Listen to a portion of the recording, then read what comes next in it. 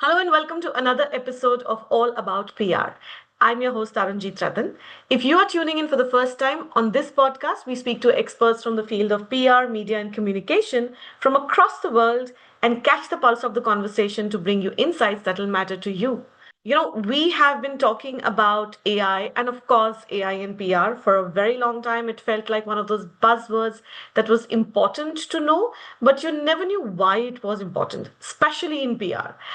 So, we at All About PR and PRPOI started digging. In this season, we will dig deeper and bring you voices who have taken a deep dive into the subject of AI in PR and its impact on us, as well as what we can do to ride the wave and stay ahead of it. In very real terms, in very real words that cut across the fluff and bring you the real deal. Brings me to the subject today of why you should know that AI algorithms are your brand's new editors. Surprised? So was I. When this piece by Peter Himler in PRWeek caught my eye, I was surprised, concerned, excited at the same time about how things are going to change for all of us in PR. So I reached out to him and he agreed to be on a podcast. So let's find out why and how PR pros should adapt their content strategy if AI is going to be the new editor in our lives. And to discuss this, we have with us Peter Himler, founding principal, Flatiron Communications LLC. Welcome to the podcast, Peter. Hi, Tarunjeet. Nice to see you. Nice to see you too.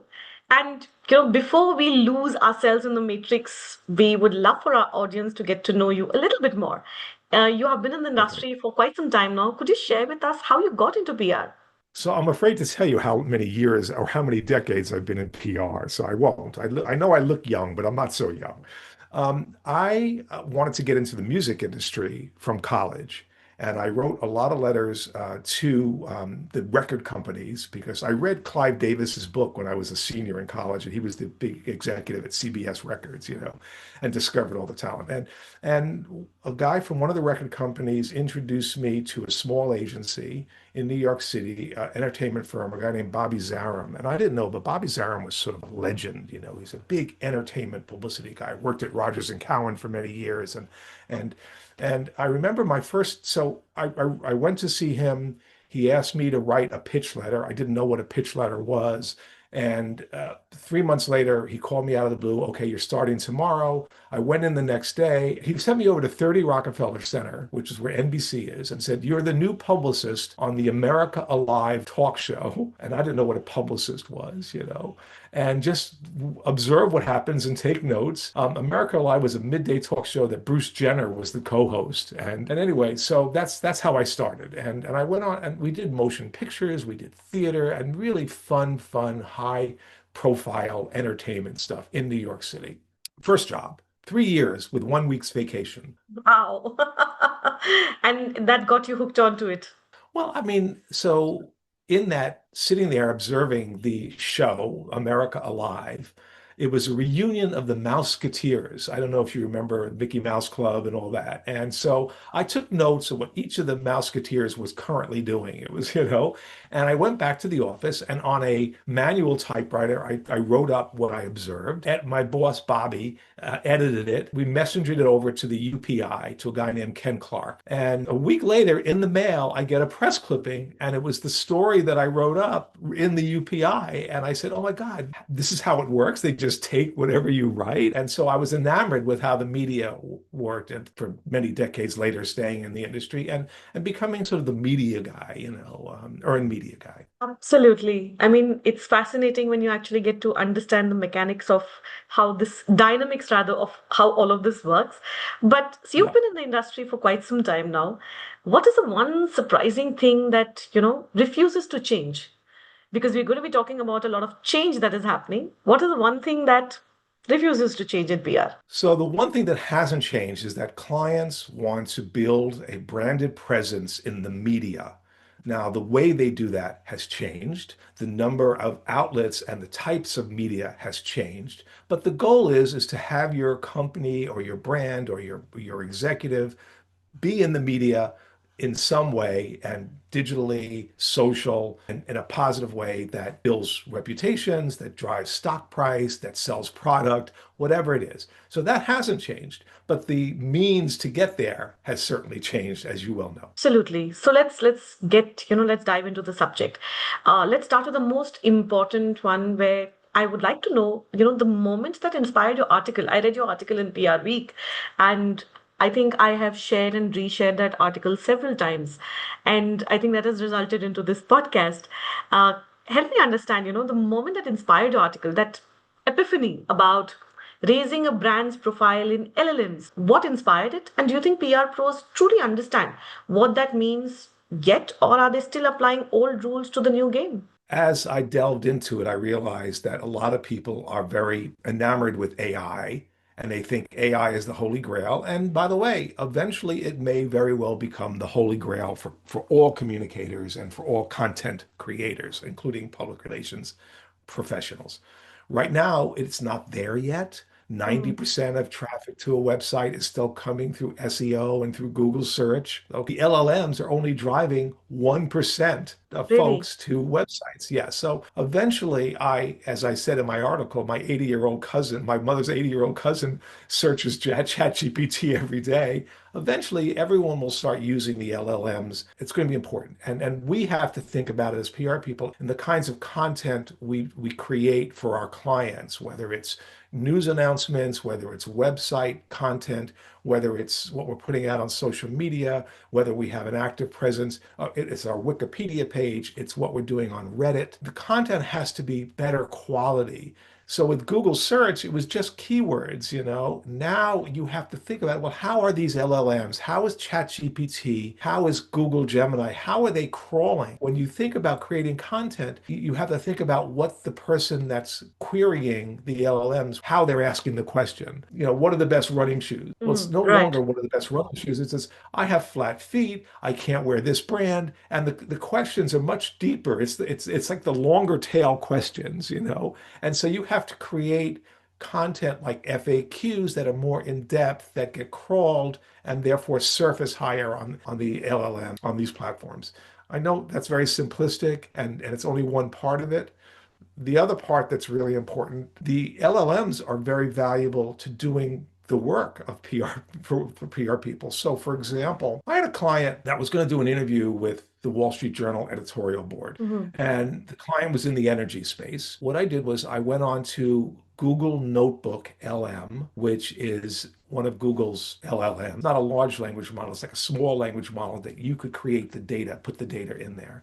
And I took every article, every editorial, every opinion piece that the Wall Street Journal had written on the energy industry in California, wherever, and I was very specific, and I threw it into this Google Notebook LM, and then I queried it. I said, okay, what are the 10 questions the editorial board is going to ask my CEO client? And they nailed 9 of them. So Wow. using the LLMs and using AI in the conduct of work is also important. So it's one thing to do GEO, okay, or AEO, answer engine optimization, to Right. try to drive people to your website or to convert them or to engage them. It's another thing to use it in your daily work. So there are two great things about AI. I know, absolutely. However, you said this is only 1%, 1% of a very, very large population. So it makes me think, are we jumping the gun on this? Because SEO is still very much in our lives, because I see a lot of media already predicting the death of SEO and the rise of GEO. Is it the same thing as the death of PR and rise of digital, or do we really need to be concerned about it? Because, as you mentioned, So it's just 1%. so from what I'm observing, don't write off SEO yet, because keep in mind, Google is going to change its algorithms to keep SEO and search alive. Okay. The one Mm, thing you're going to get though, that 1%, they get an answer on one of the LLMs to a very specific question. They'll mm, go to the website and they'll buy. The conversion rate of a visitor to a site is much higher coming from an LLM. What I'm hearing from what I'm observing, so it may be a much smaller number of people coming from the LLMs to the e-commerce site. The fact is they convert at a much higher rate because the LLMs are giving them very detailed information. And I do this when I search for products. I want to buy a humidifier for our home, and I was very specific. I want a humidifier. It has to be 6 liters. It's got to be quiet. It's got to have an app with it. Blah blah blah blah. And so Anthropic Claude, gave me a very specific. What are the best ones? What are the highest rated ones? And they gave Wow. me the ranking. And I went and I bought it. I went and I had enough confidence in the way Claude answered it, and I really gave them a very specific probe that, after doing my research, I guess to my point is the traffic coming from LLMs are more engaged and more likely to convert. Interesting. So I hear from what I hear, that means the intent is higher when it is from LLM or from Google. Thank you for using, yes, intent is high. We have always been plagued by the sales department. Every PR department has been plagued by sales department queries saying, what does this mean? Why are we doing this? How does it end up in my sales chart? So does that now, with AEO and GEO coming in, how should PR professionals redefine visibility? We've already always gotten away by saying visibility, credibility, reputation is what we are building. However, with LLMs coming in, I think it is going to be tougher to answer the sales department's queries. So, what does success look like when traffic is no longer the right metric? You're absolutely right. Traffic is becoming less and less important. And one of the metrics that is being proposed and being touted in the AI world, in this new world, is measuring your presence and the number of citations you have on the LLMs.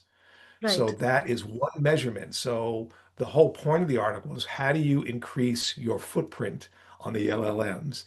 In either case, look, there are certain strategies that will help you elevate your Mm. brand in the LLMs. And I lay it out in my article. And as I said, I'm not a GEO expert. I'm a PR person that deals with the media and deals with content and deals with advising clients on how to drive their business using communications tools. This is important. Don't be overhyped by it just yet. Put it in perspective, but be aware and know that it will be important in 1 or 2 years. Interesting. So if algorithms, as you claim, as you've put in your article, right, are now the new editors, what becomes of the human editors, the journalists, the curators, the opinion shapers that we've always worked with? So there's a term called AI slop. So if you rely solely on AI for content creation, you're not doing your clients a service, a good service. You really need human editors to think through and to enrich and to create the kind of authority and expertise in the content that you create. I think in the article I mentioned that 90% of what the LLMs are crawling are non-paid content. It's not Right. advertising.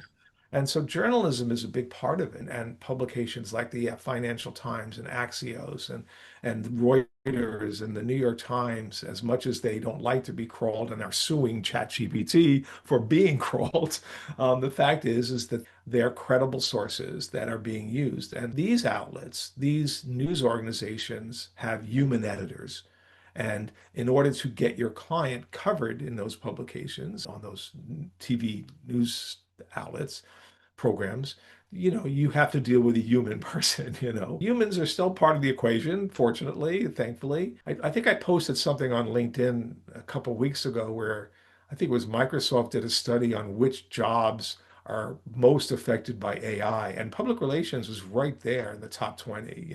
So Do you think public relations will really be impacted that much? Because while we hear a lot about AI and we've seen a lot of sea change happen through digital, SEOs, media, branded content, all of that come in.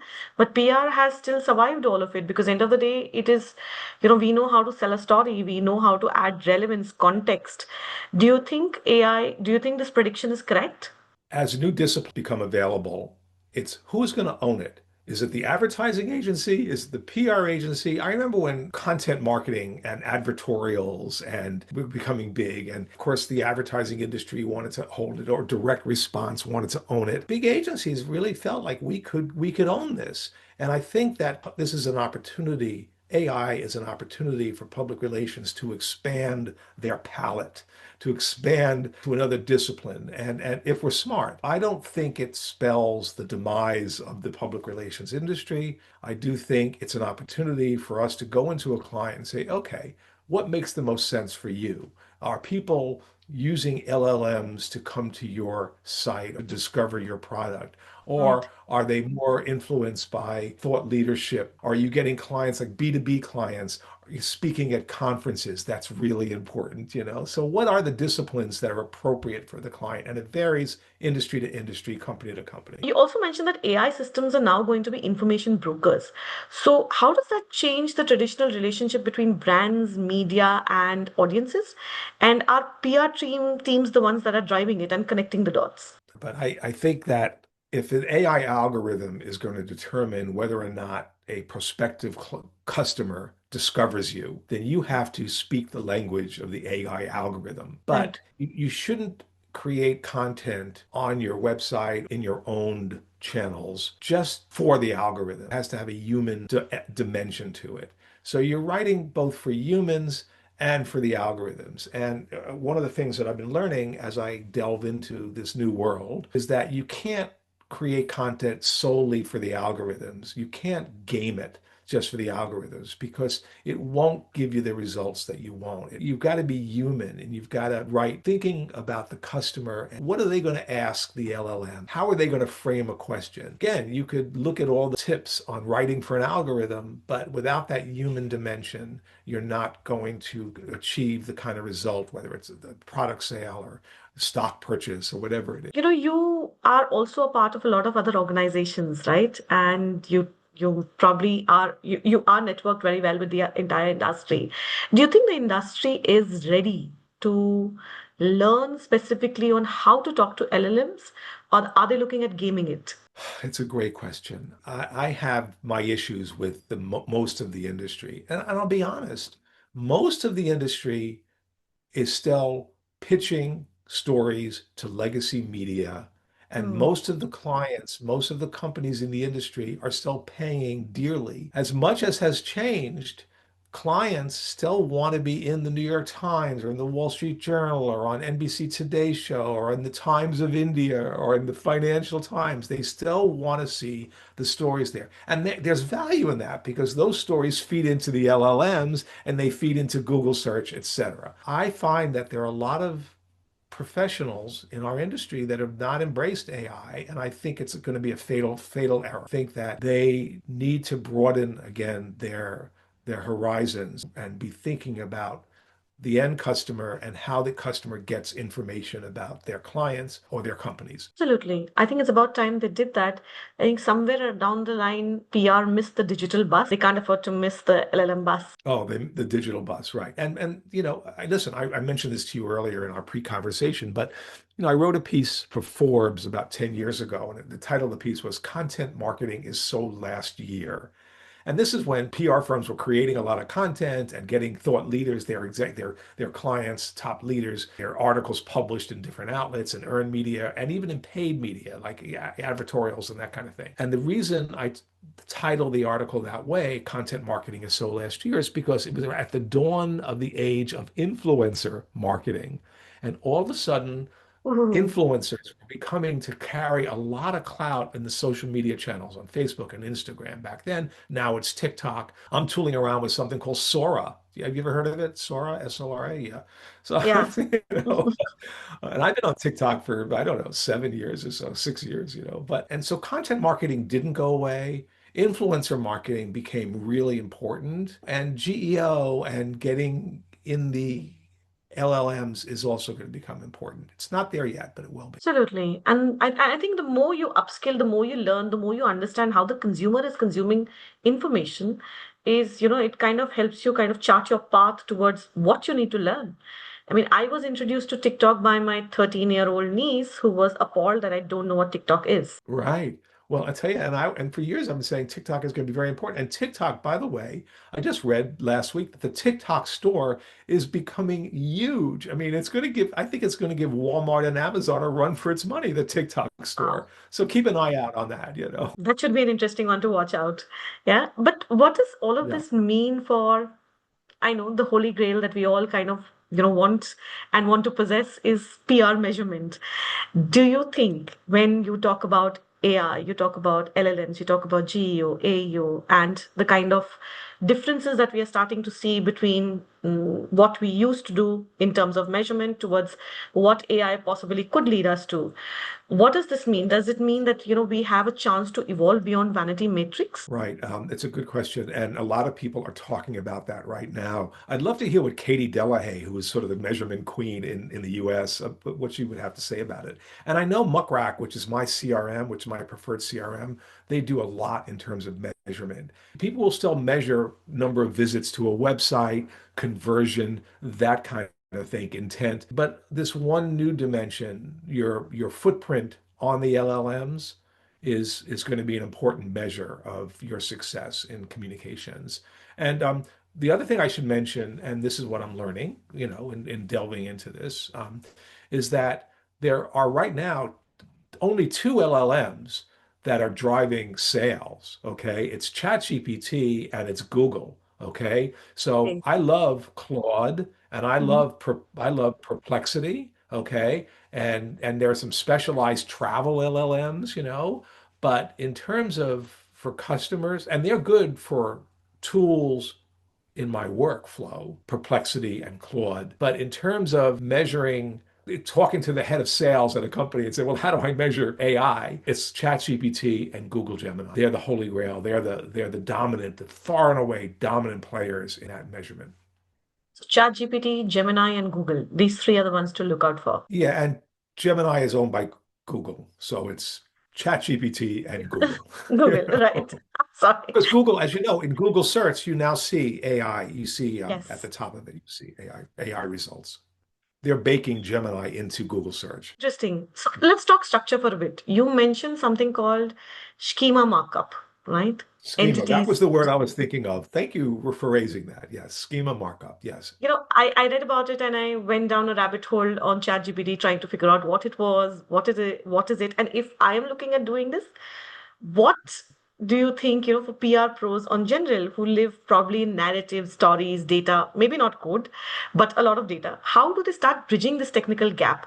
Do we need to be upskilled in technical courses now? What does this term specifically mean? It is a foreign term for PR people. It's not a foreign term for those that practice search engine optimization, and certainly for those that are practicing AEO, answer engine optimization, or GEO. And from what I understand, Schema was created many years ago by the top tech companies to come up with a common language that Mm, can be used across websites and that could be crawled, or engines that are crawling them would right. have a common vocabulary.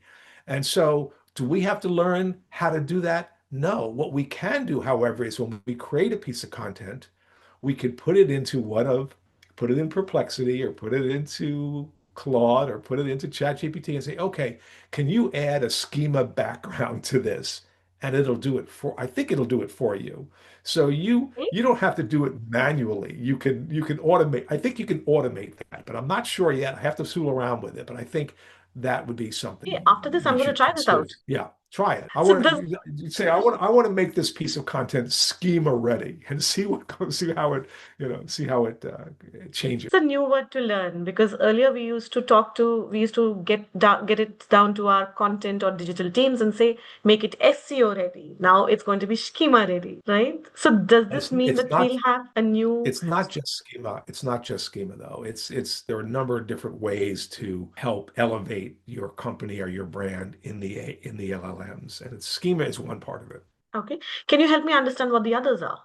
So, for example, on your website, if there's a lot of content, thought leadership content, bylined articles by your executive team with language that answers a lot of questions, that creates authority, that's one way. Another way is to create, it's the reemergence of FAQs. Okay. So if you put FAQs, frequently asked questions on your website. And by the way, you go into ChatGPT and say, okay, what are the most common asked questions about my industry? And then you create an FAQ on your website, you'll turn up in ChatGPT. There's also listicles. So there are kinds of formats that the LLMs like that you can incorporate into your owned media, your Right. websites, your social channels, etc., that would be more findable, more usable, more in line with what the LLMs are looking. Crawlable is the word I'm looking for there. Though that kind of information to be more easily crawled. And if you create those formats, if you use schema and that kind of thing. And by the way, you can ask ChatGPT, what are you looking for? My friend Eric Schwartzman, who has a consultancy in AI and GEO in New Mhm. York, and he's a pretty big guy in our industry. He said, look, you could actually go into ChatGPT and ask it, how do I elevate my client? What are you looking for? And it'll give you some advice on the kind of content you might create. Almost sounds superbly simplistic. It's funny. I pride myself on my ability to be clear. And I think for those that are clear speakers that communicate cogently and concisely, et cetera, the world of LLMs is wonderful because you could create a probe or a query for an LLM and get the exact answer that you're looking for. It could be 2 pages. I mean, it could be a 2-page question. That's the beauty of the LLMs. They'll digest it quickly and give you back a very specific answer. Now that we are on the subject of pages, let's come down to my next question. You said in your piece that, the PR playbook is being rewritten in real time. If you had to name the first three chapters of this playbook, what would it be? Don't discard earned media yet. Journalism still matters. Getting your clients covered in news organizations, especially respected news organizations that are respected by the LLMs, is still very important. And by the way, it's a very good business. Okay. It remains a very good business for a lot of PR agencies. And in fact, there are many PR agencies that's what they tout, that's what they specialize in. And then I do to a great degree as well. Two Mhm. is don't put your eggs in just that. Make sure that you are familiar with the range of disciplines now available to the PR practitioner. Okay. So it's content marketing, it's social media strategy, influencer marketing, SEO, it's GEO. There's so many tools available to us now. And I guess the third thing would be to learn, and this is a fault I find with a lot of PR professionals, is that they don't immerse themselves in what keeps their clients up at night. I call it the zeitgeist. So I have Mhm. a client that's in the energy space Mhm. and send them articles that is relevant to them. I consume a lot of information and I'm on top of it more than they are. What's the zeitgeist? What's the conversation right now that's Mhm. keeping the CEO of this company up at night? And I don't mean to disparage the entire industry, but a lot of PR professionals are lazy. They're not living and breathing their client's business. They should be following all of the client's competitors. They should be following all of the industry publications that cover their client. They should know, what the trends are, and by the way, if you could use the LLMs to surface those trends as well with a very good query, immerse yourself in your client's work and be smarter than they are. Know what keeps them up at night would be the third To most. me, this is like PR 101. And I think every year on year, as new people join the workforce, it needs to serve as a reminder and a refresher for people who've already been there that they can't let this go. They can't delegate this down the line. No. I mean, for example, I had a colleague at one agency that was handling a client that had a weekly newsletter, and they didn't subscribe to the newsletter. It's like, how do you represent this client and not subscribe to the client's weekly newsletter? I mean, it's just really basic stuff, and I used to do a PR quiz before I hired people, and it would ask them just basic questions like, "Do you know what these acronyms are?" Or do you know? It's. I guess it's wisdom. It's not wisdom. It's just being engaged. It's being current. It's being current. It's having currency, with that client Absolutely. and that client's industry. That brings me to my last question. If every PR leader listening to this podcast had to take one immediate action to prepare for AI driven visibility, what would it be? What would you want them to take back from this podcast? I remember going into new business pitches back in the day, and I would go in armed with whether the company was where they ranked in Google search rankings. And I would win business because they weren't on the first page. Oh my God, we're not on the first page. We're nowhere. We're not in Google search. Well, I think the thing that a PR pro or a head of a company could be doing now is go on to the LLMs, go on to ChatGPT, go on to Google Gemini, go on to Claude, go on to Perplexity, and search for that client and ask and probe those LLMs, and then come up with a report on where they reside. And when they see, or search the industry, and when they see that their competitors are winning the LLM game or have a bigger footprint than them, it'll be an epiphany. It'll be a wake up call. And so that would be the one thing that I would advise them to do. That's a very, very smart move. I think when you talk about research, the medium of research has shifted. And if they're not doing this, then I think they need to start listening to this podcast a little more carefully. Yeah, well, I think so. And the work that you're doing, Taranjeet, is wonderful. I love that you're inculcating the next generation, with some of the tools of the trade. It's important. You know, we have a terrible reputation in the PR industry. Especially among journalists. So how do we elevate that? And that was my whole thing with Publicity Club of New York. How do we help PR people get more respect? Thank you so much. But I really admire the work that you have been doing with the publicity table as well. I think when each one does their part, collectively, probably we can do more PR for PR. I think so. I think so. And I think and yeah, and I think that PR people you know, need to constantly be learning. They need to constantly be learning and absorbing, and that's important. You can't rest on just one expert, one piece of the puzzle. It's a very complex world that we're in right now in communications, and you need to be familiar with that. And a lot of the big agencies, the Edelmans and the Weber Shandwicks and the Bursons, they're attuned to it, Hmm. though we compete with them all the time. My little Flatiron Communications. So, Absolutely. Thank you so much for taking out the time to speak to us today. I do hope we get to see you back on our podcast again. Taranjeet, it's a pleasure to talk to you, and enjoy and good evening, because I know we're at a 12-hour time difference. So have a wonderful evening, and we'll stay in touch, okay? Please. Absolutely. Thank you so much.